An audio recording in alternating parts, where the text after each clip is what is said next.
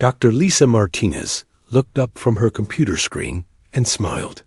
Her 8-year-old daughter Emma was sitting at the small table in the corner of the lab, drawing pictures with her colored pencils.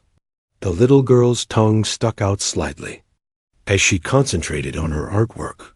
"What are you drawing today, sweetheart?" Lisa asked. Emma held up her paper. It showed stick figures of different colors and sizes standing together under a big yellow sun. "It's all the different people on the station," Emma said proudly. "Look, there's you, and there's Commander Jake, and there's Dr. Sam, and there's the new alien visitors." Lisa's heart warmed. Her daughter had such a kind spirit. Even though they lived on New Geneva Station, far from Earth, Emma treated everyone like family. The 43 humans who worked on the research station all loved the cheerful little girl. New Geneva Station floated in the darkness of space, far from any planet. It was a place where human scientists studied the stars and tried to learn about other forms of life in the galaxy. Lisa was one of the best scientists there. She studied alien creatures and plants that came from other worlds. The station was not very big, but it felt like home. Everyone knew everyone else. They ate meals together, celebrated birthdays together, and helped each other when things got hard. Emma was the only child on the station, which made her extra special to everyone. "Mom, when will the alien visitors come to see us?" Emma asked, still working on her drawing. Lisa felt a small worry in her stomach. The Zelthran Empire had sent a diplomat to their station. The Zelthrans were a powerful group of aliens who controlled many worlds. They were much bigger and stronger than humans, and they had better technology. Most importantly, they did not seem to like humans very much. "Soon, honey," Lisa said. "But remember what we talked about. These visitors might be different from US. They might not understand our ways." Emma nodded seriously. "I know, Mom, but maybe if I'm nice to them, they'll be nice back. That's what you always tell me."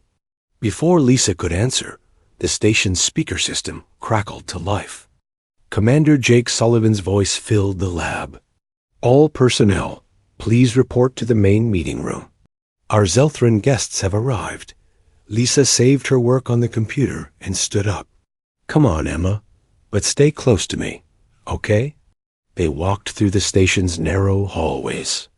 The walls were white metal with blue lights running along the edges. Through the windows, Lisa could see the black space filled with distant stars.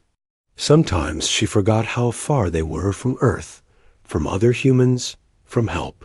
The main meeting room was the biggest space on the station. When Lisa and Emma arrived, most of the crew was already there. Dr. Sam Parker waved at them from across the room. He was Lisa's best friend on the station, and like an uncle to Emma. Commander Jake stood at the front of the room. He was a tall man with gray hair and kind eyes.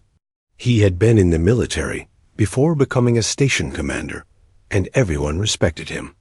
But today, Lisa noticed he looked tense.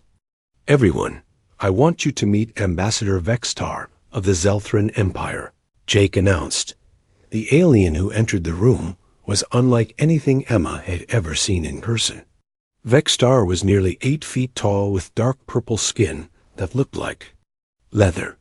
His head was long and narrow, with 4 eyes that glowed yellow. He wore a black uniform covered in silver symbols that probably showed his rank. Behind him came 2 more Zelthrans, both carrying weapons. They looked around the room like they expected trouble. Vextar spoke in a deep voice that seemed to rumble through the room. "Humans of New Geneva Station, I am here to learn about your activities in this sector of space." Commander Jake stepped forward. "Welcome to our station, Ambassador. We're honored by your visit. We hope this can be the beginning of better relations between our peoples." The alien's 4 eyes scanned the room, looking at each human. When his gaze fell on Emma, who was holding her mother's hand, he paused. His eyes narrowed. You bring your offspring to diplomatic meetings? Vexstar asked, his voice showing surprise and something that might have been discussed. This is our home, Jake explained calmly. Emma lives here with her mother, Dr. Martinez, one of our lead scientists. Emma, who had been listening carefully, stepped forward a little. She was not afraid, even though the alien was so much bigger than her. Her mother had taught her to be brave and kind. "Hello, Mr. Ambassador," Emma said in her small, clear voice. "I made something for you." She held up the drawing she had been working on. In the picture, she had drawn Vexstar standing with the humans under the sun. She had used purple crayon to color him and had drawn him smiling, even though she had never seen him smile. "I drew you with us," Emma explained, "because you're visiting our home, and visitors are special." The room went very quiet. All the humans watched as the little girl offered her gift to the towering alien diplomat. Lisa felt proud of her daughter's kindness, but also worried about how the alien would react. Vexstar looked down at the drawing. His 4 eyes studied the simple picture. For a moment, nobody moved or spoke. Then something terrible happened. Vexstar's face changed. His eyes flashed with anger. "You dare mock me with this ... this insult?" he hissed. Before anyone could react, the alien raised one of his large hands and struck Emma across the face. The force of the blow sent the small girl flying backward. She hit the metal wall with a sickening sound and crumpled to the floor. "Emma!" Lisa screamed, rushing to her daughter. The room erupted in shocked voices. Dr. Sam started toward the alien, but the 2 Zelthran guards raised their weapons. Commander Jake held up his hand to stop his people from doing something that might get them all killed. Lisa knelt beside her daughter. Emma was unconscious, her face already swelling where the alien had hit her. Blood trickled from her nose. Her small body looked so fragile against the cold metal floor. "You monster," Lisa whispered, tears streaming down her face. "She's just a child. She was trying to be kind to you." Vexstar looked down at the scene without any emotion.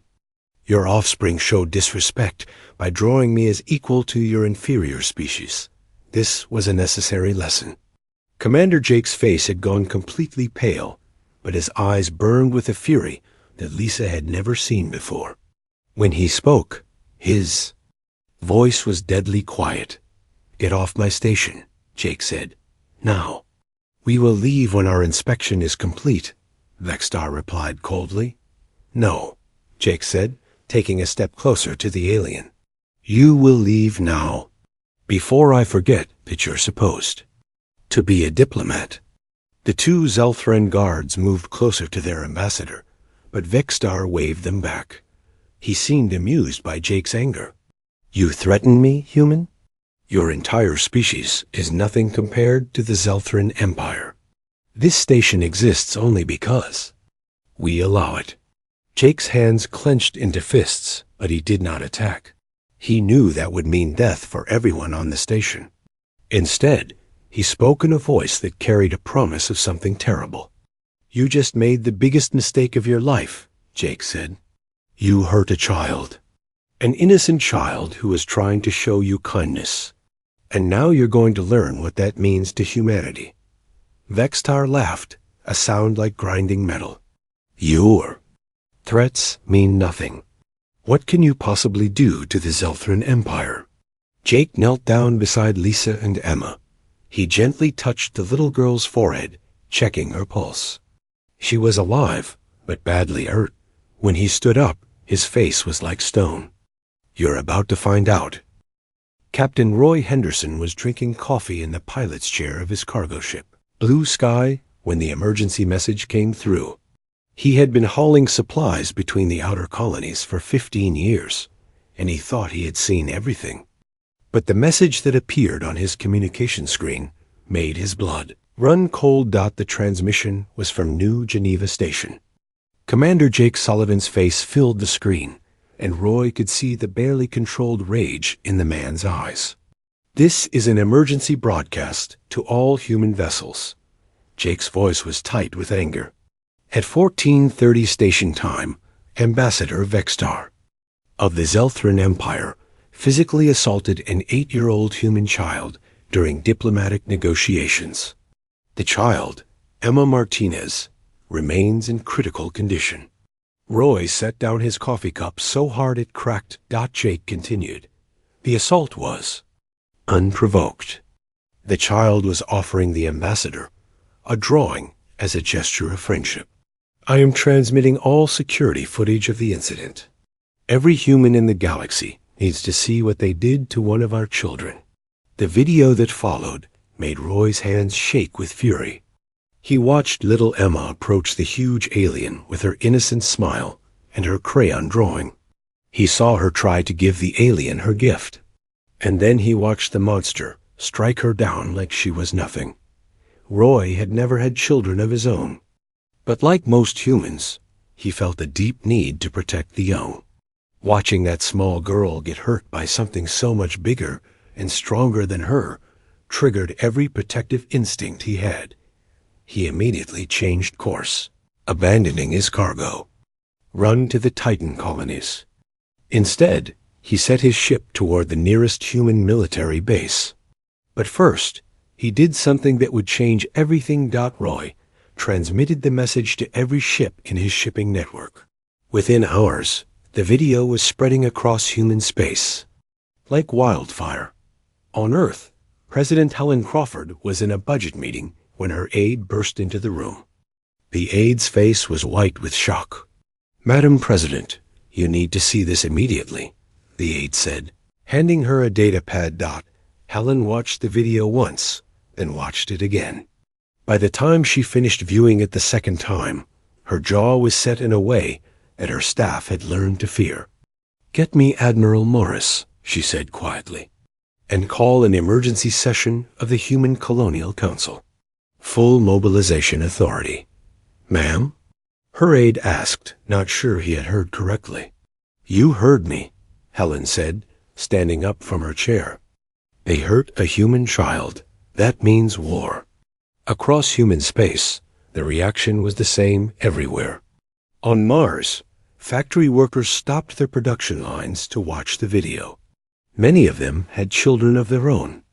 They looked at Emma's innocent face and saw their own sons and daughters. On the mining stations near Jupiter, rough men who had spent years digging in the asteroid fields gathered around communication screens. These were hard people who'd lived difficult lives, but when they saw what happened to Emma, many of them cried. In the farming colonies of the Outer Rim, families watched the broadcast together. Parents held their children a little closer and looked up at the stars with new anger. The response was not just emotional. It was practical and immediate. Captain Nenia Brooks was commanding the battleship Defiant on patrol near the Kepler system when she received new orders from Admiral Morris himself. Captain Brooks, you are to proceed immediately to Rally Point Alpha, the Admiral's message said. We are mobilizing every available ship for Operation Shield Wall. The Zelthrans have crossed a line that cannot be uncrossed. Nina had served in the military for 20 years. She had fought pirates and rebels and helped keep the peace between human colonies. But she had never seen orders like these. Set course for Rally Point Alpha, maximum speed, she told her crew. And send a message to every ship in the fleet. Tell them what happened to Emma Martinez. Tell them why we're going to war. Her tactical officer, Lieutenant Chris Evans, pulled up the fleet rosters on his screen.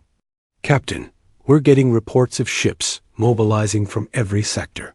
Not just military vessels. Merchant marines, corporate security fleets, even private ships are heading to the rally point. Nina nodded grimly. This was what made humans different from other species in the galaxy. When one of their children was hurt, they all felt the pain. And they all responded. On the trade station New Singapore, businessman Jack Taylor owned 3 cargo haulers. When he saw the video of Emma, He immediately ordered his ships to be fitted with whatever weapons they could carry. His crews thought he was crazy. "Sir, we're not warships," his captain protested. "We carry food and supplies." "Today we carry justice," Jack replied. "That little girl could have been any of our children. We're going to make sure the aliens never hurt another human child." Similar scenes played out across human space. On research stations, scientists abandoned their projects to volunteer for military service. On farming worlds, people lined up to enlist in local defense forces. Even children too young to fight held fundraisers to support the war effort. But nowhere was the response stronger than among parents. Sarah Johnson was a teacher on New Detroit Colony. She had 2 young children of her own. When she saw what happened to Emma, she made a decision that surprised even her husband. "I'm enlisting," she told him that night. "Sarah, you've never been in the military," her husband protested. "You're a teacher." "Exactly," Sarah said firmly. "I teach children. I protect children. And right now, that means making sure no alien ever thinks they can hurt one of our kids again." The response was so massive that it surprised even human military leaders. Admiral Frank Morris had expected to mobilize maybe 500 ships for the operation. Instead, reports were coming in of over 1,000 vessels heading to Rally Point. "Alpha, sir, we're getting volunteers from every corner of human space," his aide reported. "Merchant ships, mining vessels, passenger liners. Some of them are armed, some aren't. But they're all coming." Frank stared at the tactical display showing ship movements across human space. In his 40 years of military service, he had never seen anything like it. "They're not coming to fight a war," he realized aloud. "They're coming to protect their children." On New Geneva Station, Dr. Lisa Martinez sat beside her daughter's hospital bed. Emma had been unconscious for 6 hours. The station's medical officer, Dr. Karin White, had done everything she could, but Emma's injuries were severe. "How is she?" Commander Jake asked quietly, entering the medical bay. "Stable, but critical," Dr. White replied. "The blow fractured her skull. There's swelling in her brain. If we were on Earth with better medical facilities..." Jake's face hardened. "We'll get her there. I've already sent word to Admiral Morris. They're sending a fast medical ship." Lisa looked up from her daughter's bedside. Her eyes were red from crying, but there was steel in her voice. "Jake, what's happening out there? I've been getting messages from all over human space. People are angry." "Angry doesn't begin to cover it," Jake replied. "Lisa, they've mobilized the entire fleet. Every ship, every person who can hold a weapon. Because of what happened to Emma. I don't want a war fought over my daughter," Lisa whispered.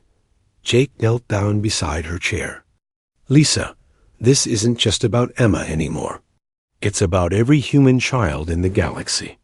The Zelthrans need to learn that there are some lines you don't cross. And hurting our children is the biggest line of all." Dr. Sam Parker entered the medical bay carrying a datapad. His face was grim but determined. "Lisa, I've been documenting everything," he said. "Every detail of Emma's injuries, all the security footage, medical scans, everything. The whole galaxy is going to know exactly what they did to her." Through the medical bay's small window, they could see the stars. Somewhere out there, hundreds of human ships were moving toward an inevitable confrontation with the Zelthran Empire. All because one alien had struck one human child. Emma stirred slightly in her bed, making a small sound. Lisa immediately took her hand. "I'm here, sweetheart," Lisa whispered. "Mommy's here." Emma's eyes fluttered open for just a moment. In a voice so small it was barely audible, she asked, "Mommy, did I do something wrong?" Those words, recorded by the medical monitors and transmitted to Admiral Morris as part of the medical report, would soon be heard across human space. They would be the final spark that turned human anger into something the galaxy had never seen before. The child's innocent question would become humanity's battle cry. Admiral Frank Morris stood in the command center of the human fleet's main base, staring at a display screen that showed something he had never seen before in his 40 years of military service.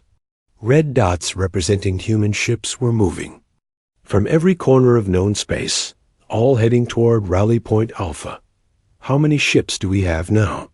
he asked his aide, Lieutenant Commander Beth Clark. 1,400 and rising, sir," Beth replied, checking her datapad. "And Admiral, they're not all military vessels. We have cargo ships, passenger liners, mining barges, research vessels. Some of them are barely armed." Frank nodded slowly. This was beyond anything the human military had planned for. When the government had authorized full mobilization, they expected maybe 600 ships.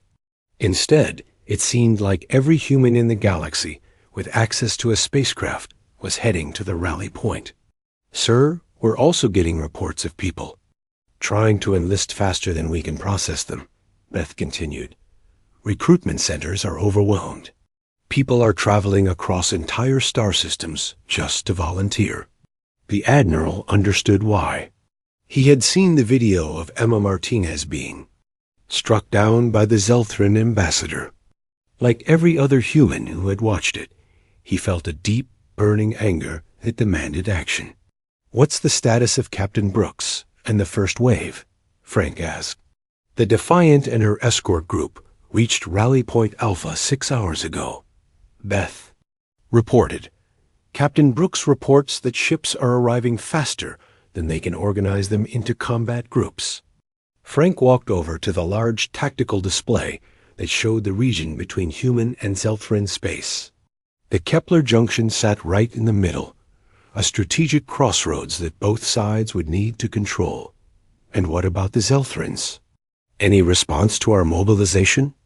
"Intelligence reports they're treating it as a minor threat, sir," Beth said, her voice tight with controlled anger. "Their internal communications suggest they think we're overreacting to the loss of one child." Frank's hands clenched into fists. The Zelthrans didn't understand humans at all. To them, individual lives meant little compared to the power of their empire. They couldn't comprehend that to humans, every child was precious, and harming one was like declaring war on all of humanity. Captain Nina Brooks stood on the bridge of the Defiant, watching as more human ships arrived at Rally Point Alpha every hour. The sight was both inspiring and overwhelming. Military battleships arrived alongside converted freighters. Sleek corporate security vessels flew in formation with old mining ships that had been hastily fitted with weapons. "Captain, we're receiving a communication from the merchant vessel Blue Sky," reported Lieutenant Chris Evans. "Captain Roy Henderson requests permission to join the fleet." Minya remembered the name from the initial reports. Henderson was the cargo hauler who had first spread word of Emma's assault across the shipping networks. His actions had helped mobilize this massive response. "Permission granted," Nina said. "And Chris, add Captain Henderson to the command briefing. Roster. His ship may not be military, but his actions started all this." The Blue Sky was typical of the civilian vessels that were joining the fleet. It was a medium-sized cargo hauler, designed to carry supplies between colonies. But Roy Henderson had used his savings to buy the best weapons he could find and mount them on his ship. It wouldn't win any battles alone, but it represented something important. Ordinary humans refusing to let the attack on Emma go unanswered. Roy Henderson sat in his pilot's chair, looking out at the growing fleet around him. He had never expected his decision to abandon his cargo run would lead to this. But seeing all these ships gathering for the same reason filled him with pride. "Captain, we're getting a communication from Admiral Morris himself." His communications officer reported. Roy straightened up. Admiral Morris was the head of the entire human military. Roy was just a cargo hauler. "Put him through," Roy said. "Admiral." Morris appeared on the screen. Captain Henderson, I want to personally thank you for your actions. Your quick thinking and spreading word of the attack helped mobilize our response. Admiral, I just did what any human would do, Roy replied. Nobody hurts our children. Exactly, Morris said, and that's why we're going to win this. Meanwhile, far across the galaxy, on the Zelthran homeworld of Kelvash, Supreme Commander Threshek was reading intelligence reports about human fleet movements. The reports confused him, as Zelthrans were a military society where strength was the only thing that mattered. Individual lives had little value compared to the power of the Empire. When Ambassador Vextar reported that he had disciplined a human child for showing disrespect, Threshak had barely paid attention, but now the humans were mobilizing their entire fleet over this one incident. It made no sense to the Zelthran. Commander, War Leader Krexver, Threshak called to his subordinate.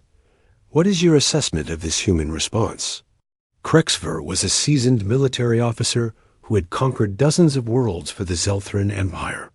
He studied the intelligence reports with professional interest. Supreme Commander, the humans appeared to be gathering approximately 1,500 ships, Krexver reported. However, many of these are civilian vessels with minimal weapons. Our analysis suggests they are attempting to intimidate us through numbers rather than actual military strength. Threshak nodded. This made more sense to him. Humans were known to be emotional and irrational. They were probably hoping that a large fleet would make the Zelthrans back down without a fight. Prepare a punishment fleet, Threshak ordered. 50 of our best warships should be more than enough to crush this human tantrum. Make an example of them that will prevent future defiance. Yes, Supreme Commander, Krexver replied. Should we target their military bases or their colonies? Both, Threshak said coldly. These humans need to learn their place in the galaxy. Start with their outer colonies. When they see their settlements burning, they will understand the cost of challenging the Zelthran Empire. Back on New Geneva Station, Dr. Lisa Martinez had not left her daughter's bedside in 2 days. Emma drifted in and out of consciousness, sometimes mumbling words that broke her mother's heart. Mommy, why did the alien man hurt me? Emma had asked during one of her brief waking moments. I just wanted to be friends. Dr. Sam Parker entered the medical bay carrying another datapad full of messages. Lisa, you need to see these. We're getting support messages from across human space. Everyone wants to help Emma. Lisa looked at the messages. There were thousands of them. Children from Earth had sent drawings. Soldiers had sent messages of support. Entire colonies had sent gifts and offers of help. One message was from President Helen Crawford herself. Dear Emma, it read, you are the bravest little girl in the galaxy, and all of humanity stands with you. Get well soon. Lisa, Dr. Sam said gently, there's something else. The recording of Emma asking if she did something wrong has been broadcast across human space. People are calling it the most heartbreaking thing they've ever heard. Lisa felt tears in her eyes again. Her daughter's innocent question had become a symbol of everything wrong with what the Zelthrans had done. Commander Jake entered the medical bay with news. Lisa, we're being evacuated. Admiral Morris is sending a medical ship to take Emma to the best hospital on Earth. But more importantly, he's moving all non-essential personnel away from the frontier. Why? Lisa asked. Because there's going to be a war, Jake said simply. The Zelthrans have dispatched a fleet to teach us a lesson. Admiral Morris is moving to intercept them at the Kepler Junction. Lisa looked down at her sleeping daughter. Emma looked so small and fragile in the hospital bed. The idea that this innocent child had somehow triggered a war between species seemed impossible. Jake, this is all my fault, Lisa whispered. If I hadn't brought Emma to that meeting... No, Jake said firmly. This is their fault.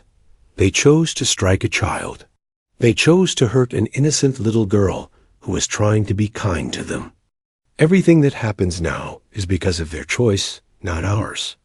Dr. Karen White, the station's medical officer, looked up from Emma's charts. Commander, she's stable enough to transport, but the journey to Earth will be risky. We'll take that risk, Jake decided. Emma needs the best medical care available, and Earth has the best hospitals in human space.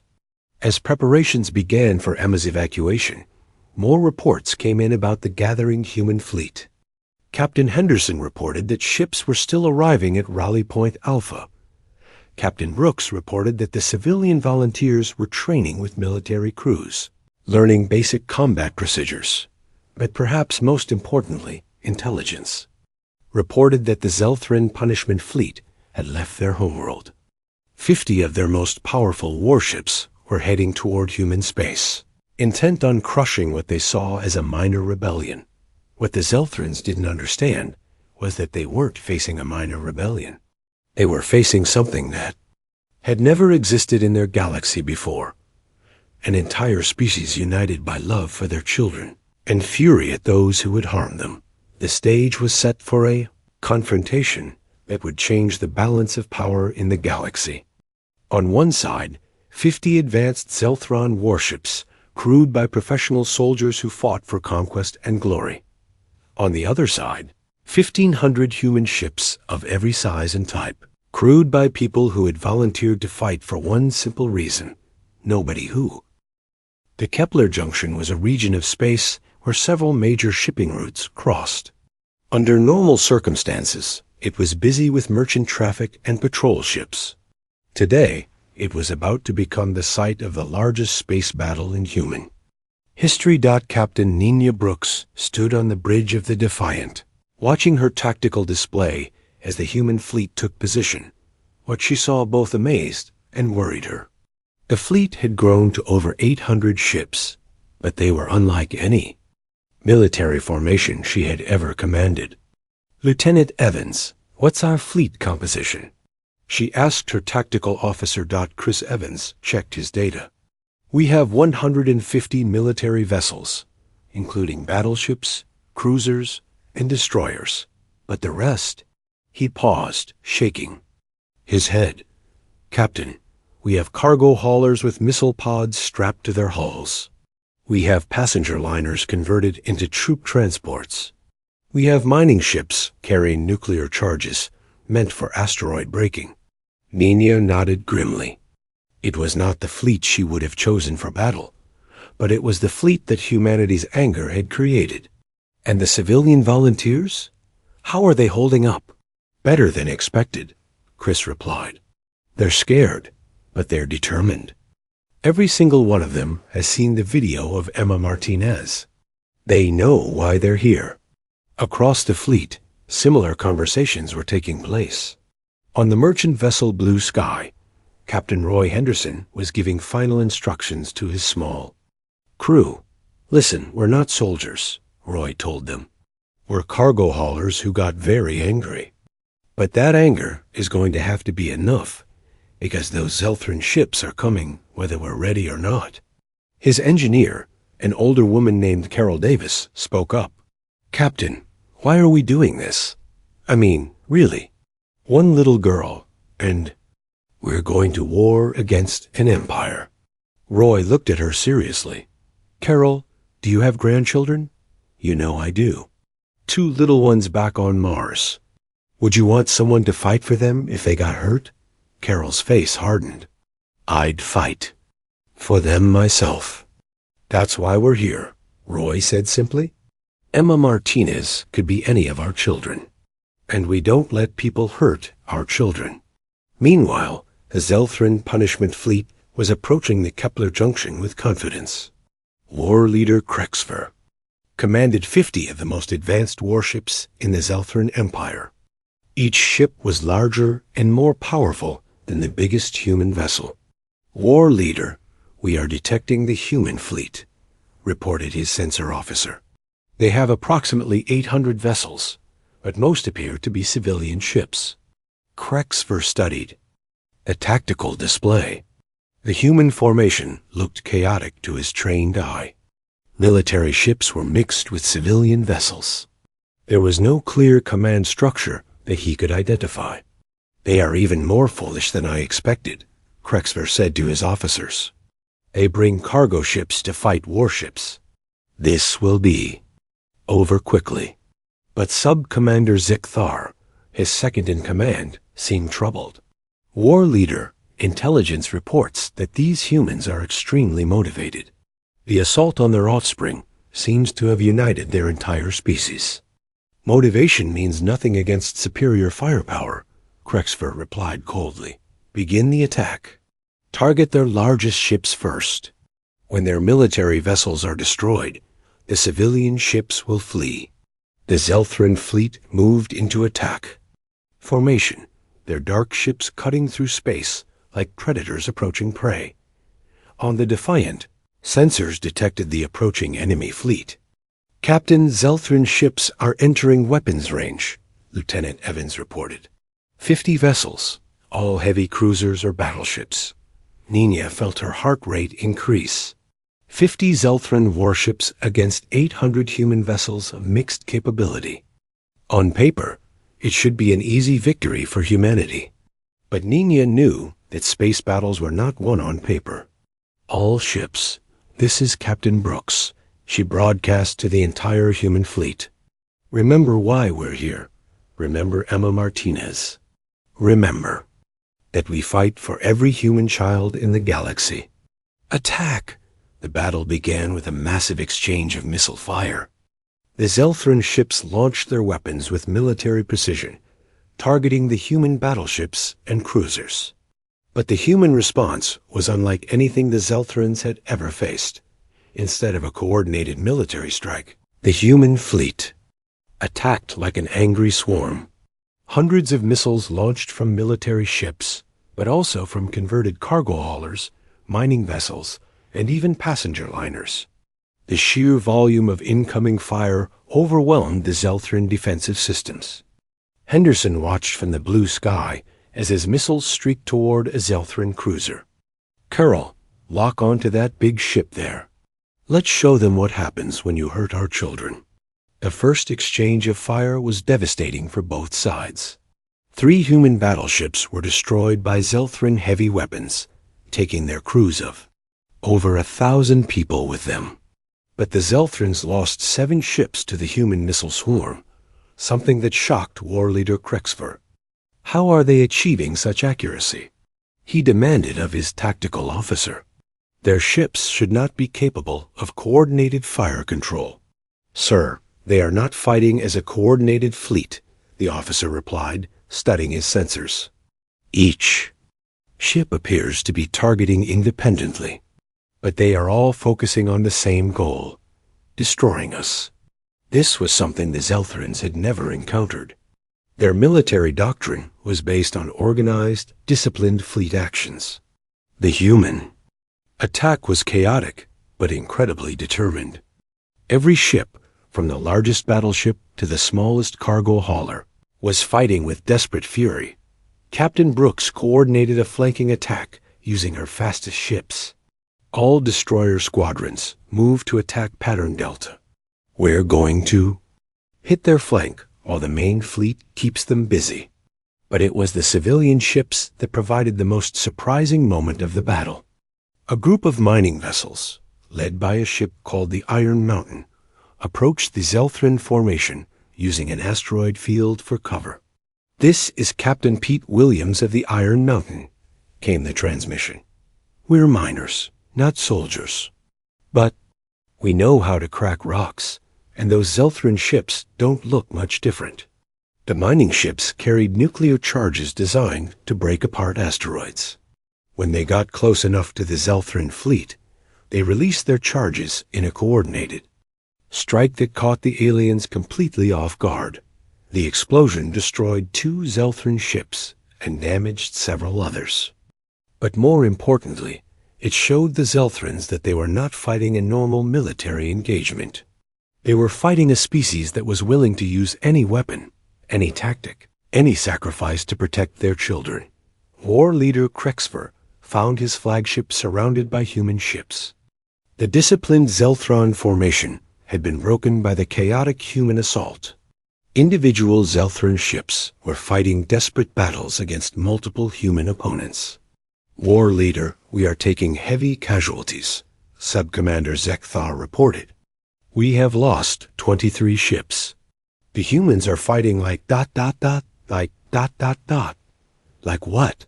Krexver demanded. "Like they do not care if they die, as long as they take us with them." This was exactly right. The human ships were fighting with a recklessness that the Zelthrons could not understand. Cargo ships rammed into Zelthron cruisers. Passenger liners used their bulk as weapons, sacrificing themselves to damage enemy vessels. Mining ships detonated their nuclear charges right next to Zelthron hulls, destroying both ships in the explosion. The turning point came when Captain Brooks led a boarding. Action against Krexver's flagship. The Defiant had taken heavy damage, but its crew was still fighting with grim determination. "Prepare boarding pods," Nina ordered. "We're going to take their command ship." "Captain, that's suicide," Lieutenant Evans protested. "We don't know anything about fighting inside their ships." "We don't need to know about fighting in their ships," Nina replied, checking her weapon. "We just need to be angrier than they are."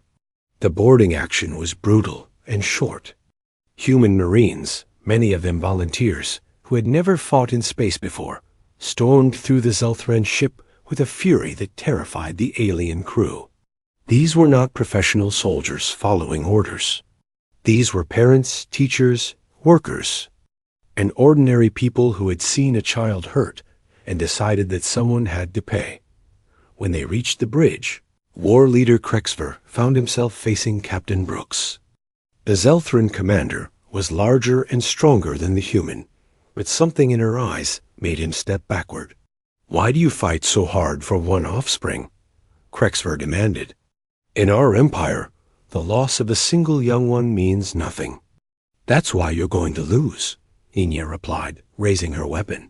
"To us, every child means everything." The battle ended 6 hours after it began. Of the 50 Zelthran ships that had come to punish humanity, only 3 escaped to carry word back to their empire.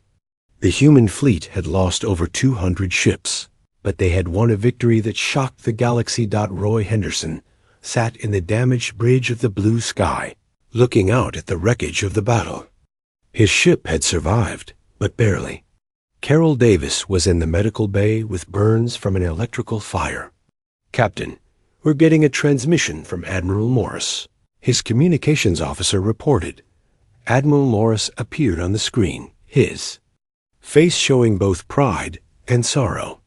"Captain Henderson, I want to personally thank you and every civilian volunteer in this fleet. You have shown the galaxy what humanity is capable of when our children are threatened." "Admiral, did we win?" Roy asked.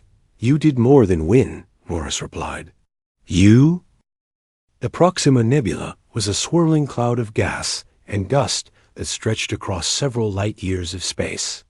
It was beautiful to look at, with colors that shifted from deep red to brilliant blue. But today, it would become the site of the largest space battle in galactic history. Admiral Frank Morris stood on the bridge of his flagship, the battleship Humanity's Shield, watching as the human fleet took position inside the nebula. The sight was both inspiring and terrifying. Over 1,500 ships spread out across the vast space, from massive battleships to small cargo haulers that had been fitted with whatever weapons their crews could find. "Admiral, final fleet count is 1,547 ships," reported his aide, Commander Beth Clark. "We have volunteers from every human world, every colony, every station." Frank nodded slowly. In his 40 years of military service, he had never imagined commanding such a fleet. But then again, he had never imagined fighting a war that had started when an alien struck a human child. "What about the Zelthrons?" he asked. "Long-range sensors detect their fleet approaching," Beth replied. 2,000 ships, Admiral. Every major warship in their empire. Frank felt the weight of responsibility on his shoulders.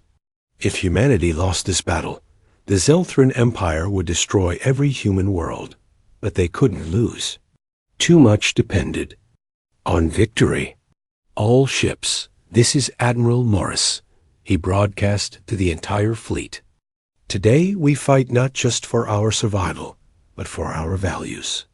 We fight because Emma Martinez, an 8-year-old girl, tried to show kindness to a stranger and was struck down for it.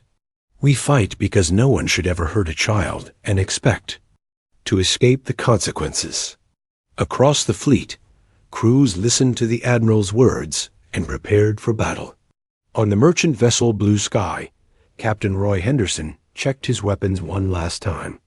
His ship had been patched up after the battle at Kepler Junction, but it was still far from a real warship. "Captain, why did you volunteer for this?" asked his new crew member, a young engineer named Tony Miller, who had joined after hearing about Emma's assault. "Because I don't have children of my own," Roy replied. "That means every human child is my responsibility. Emma could have been my daughter, your daughter, anyone's daughter, and we protect our children." Meanwhile, Supreme Commander Threchek stood on the command deck of his massive flagship, the Zelthran Dreadnought Conquest of Stars. Around him, the largest fleet ever, assembled by his empire, prepared for battle. 2,000 warships, each one more advanced than the best human vessel. "Supreme Commander, we have detected the human fleet," reported his tactical officer. "They are positioned inside the Proxima Nebula. Intelligence estimates 1,500 ships." Threshak studied the tactical display. The humans had chosen their position well. The nebula would interfere with long-range weapons and sensors, forcing both fleets to fight at close range. It was a clever move, but it would not save them. "Begin the attack," Threshak ordered. "Show these humans the true power of the Zelthran Empire." The battle began as the Zelthran fleet entered the nebula. Immediately, both sides discovered that fighting inside the gas cloud was different from normal space combat. Sensors were limited, communications were difficult, and the swirling gases created an eerie, otherworldly battlefield. Captain Nenia Brooks, now commanding a battle group from her damaged ship Defiant, led the first wave of human attacks. All ships attack pattern Omega. Hit them fast and get out before they can respond. The human strategy was different from the battle at Kepler Junction. This time, they were not just angry volunteers charging into battle. They had learned from their first victory and developed new tactics. Small groups of ships would dart out of the nebula's dense regions, attack isolated Zelthran vessels, and then disappear back into the gas clouds before the enemy could retaliate. It was guerrilla warfare on a massive scale, but the Zelthrans adapted quickly. War leader Vexka, who had replaced the dead Krexfer, ordered his ships to form tight defensive formations and advance slowly through the nebula. "These humans think they can hide in the gas clouds," Vexka told his officers. "We will advance methodically and crush them ship by ship." The fighting was brutal and chaotic. In the swirling gases of the nebula, ships would suddenly find themselves face to face with enemies at point-blank range. Battles that might have lasted hours in open space were decided in minutes. Roy Henderson found his cargo ship surrounded by 3 Zelthran cruisers. His weapons were no match for their firepower, but he had something they didn't expect: determination and creativity. "Tony, dump all our cargo," he ordered. "Captain, we're carrying medical supplies for the fleet," Tony protested. "Dump it anyway, and set it to explode in 30 seconds. The Blue Sky released its entire cargo hold, creating a cloud of medical containers floating in space. When the Zelthran ships moved to attack, the containers exploded around them, not causing much damage, but creating confusion and debris that blocked their sensors. In that confusion, Roy managed to ram his ship into the engine section of one Zelthran cruiser, disabling it. His ship was destroyed in the collision, but Tony and most of the crew managed to escape in life pods. Similar acts of sacrifice and heroism played out across the nebula. Human crews used every advantage they could find, every weapon they could improvise, every tactic they could think of. The turning point came when Dr. Lisa Martinez, who had insisted on joining the fleet despite pleas to stay with her recovering daughter, broadcast a message to both sides from the medical ship where she was serving. "This is Dr. Lisa Martinez, mother of Emma Martinez." Her voice came through on all communication channels. "I want everyone to hear what happened to my daughter and why we're fighting." She played the recording of Emma's innocent question. "Mommy, did I do something wrong?" The effect on the human fleet was immediate. Ships that had been falling back regrouped and attacked with renewed fury. But the recording also reached the Zelthran ships, and something unexpected happened. On several Zelthran vessels, crew members began to question what they were doing. The sound of a hurt child asking if she had done something wrong was universal in its impact. Even aliens who had never seen a human child could understand the pain in that small voice. "War leader," reported Sub-Commander Tekvar from the cruiser. "Dark victory. Some of our ships are requesting permission to withdraw from combat." Vexka was stunned. Zelthran warriors never retreated. On what grounds? "They say this war began with the assault of a non-combatant offspring," Tekvar replied uncomfortably.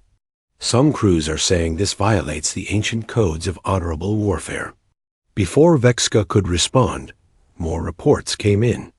3 Zelthran ships had already begun withdrawing from the battle. Others were fighting with less enthusiasm than before. The human fleet, sensing the change in their enemies, pressed their attack. Admiral Morris ordered a full assault using every ship in the fleet. "All vessels, this is Admiral Morris. The enemy is wavering. Show them what happens when someone hurts our children." A final phase of the battle was devastating for both sides. The Zelthran fleet, despite its superior technology, began to crumble under the relentless human assault and the doubt that was spreading through their ranks. Supreme Commander Threshak watched his empire's greatest fleet falling apart and made a decision that shocked his officers. "Signal the human fleet," he ordered. "Request immediate peace negotiations." "Supreme Commander?" His aide asked in disbelief. "We came here to punish them for defying our empire," Threshak said heavily. "But we started this war by striking down a child who was trying to show us friendship. Perhaps it is we who should be punished." The battle ended not with the destruction of either fleet, but with an unprecedented communication between Admiral Morris and Supreme Commander Threshak. "Admiral Morris, I request permission to surrender Ambassador Vextar to human justice," Threshak's message said, "and to begin negotiations for a lasting peace between our peoples." Frank stared at the message for a long moment. Then he replied, "Permission granted, but there will be conditions." The negotiations that followed led to the Proxima Accords, a treaty that changed the balance of power in the galaxy. The Zelthran Empire agreed to surrender Vextar for trial, to pay reparations for Emma's injuries, and most importantly, to recognize the principle that violence against non-combatants, especially children, was a crime against all sentient life. The war had lasted only days, but its impact would be felt for generations. On Earth, Emma Martinez was finally well enough to leave the hospital. Her mother had returned from the battle, and the little girl was excited to hear about all the people who had fought to protect her. "Mommy, did all those people really fight because someone hurt me?" Emma asked as they walked through the hospital. Garden. "Yes, sweetheart," Lisa replied. "Because you're important. Every child is important. Even alien children?" Emma asked. Lisa smiled. Her daughter's capacity for kindness, even after everything that had happened, reminded her why the war had been worth fighting.